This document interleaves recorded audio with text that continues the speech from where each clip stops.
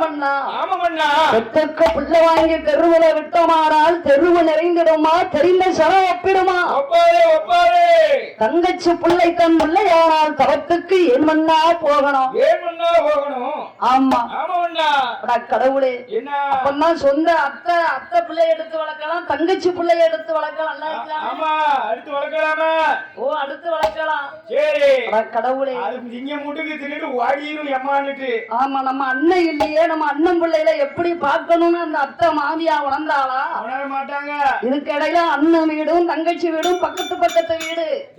சண்டாளி பாதகத்தை எட்டி பார்க்க மாட்டக்கா ஆமா பச்சை தண்ணி கொடுக்க மாட்டேங்கிற எதிர்பார்த்த வசதி வாண்ட இல்லம்மா ஓ அப்படியா ஐயா அதோட கூடுன வசதியா இருக்கு அங்க போயாச்சு அப்ப வசதி இருந்தா தான் பெண் கொடுப்பீங்க நானும் அப்படிதான் கொடுப்பேன் அப்படியா ஐயா என் பிள்ளை நல்லா வாழணும்ல போற இடத்துல கஷ்டப்படக்கூடாதுல்ல ஓ அப்படி சொல்றீங்களா வயக்காட்டுலயும் கிணத்தும் கட்டியுமா கஷ்டப்படும்